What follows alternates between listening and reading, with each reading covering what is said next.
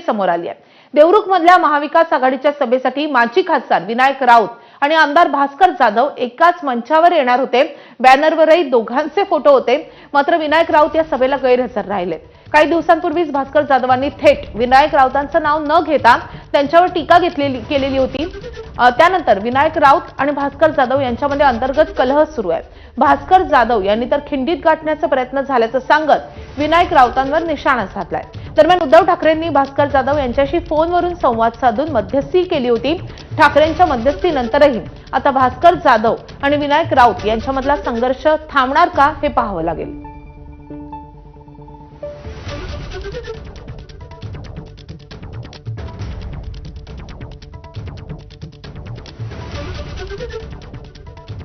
तर रत्नागिरी जिल्ह्यामधला हा मोठा संघर्ष आपल्याला पाहायला मिळतोय। ठाकरेंच्या पक्षामधलाच हा संघर्ष आहे। भास्कर जाधव यांच्याशी उद्धव ठाकरेंनी फोनवरून बातचीतही केलेली होती। दुसरीकडे भास्कर जाधव हे राष्ट्रवादीच्या उमेदवाराचा प्रचार करतायत आणि त्यावरूनही मोठा वाद निर्माण झालेला होता। कारण शरद पवारांची राष्ट्रवादी आणि ठाकरेंची शिवसेना हे आमने सामने आहेत आणि त्यामुळे भास्कर जाधव आणि विनायक राऊत यांच्यामधल्या या वादाचा पुढचा अंक पाहायला मिळतोय। खरं सांगायला गेलं तर वेगळा संदेश जातोच, नाही म्हणता येत नाही।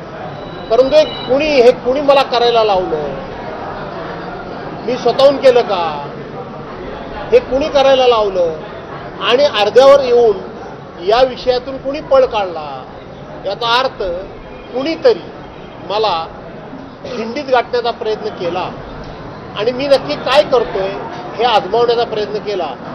पण एकदा का मी माझा शब्द दिला की मी बदलत नाही। आणखीन एक महत्त्वाची बातमी आहे। नगर परिषद आणि नगरपंचायत निवडणुकीसाठी काँग्रेसनं भली मोठी 40 स्टार प्रचारकांची यादी तयार केली आहे। मात्र यातील प्रदेशाध्यक्ष हर्षवर्धन सपकाळ वगळता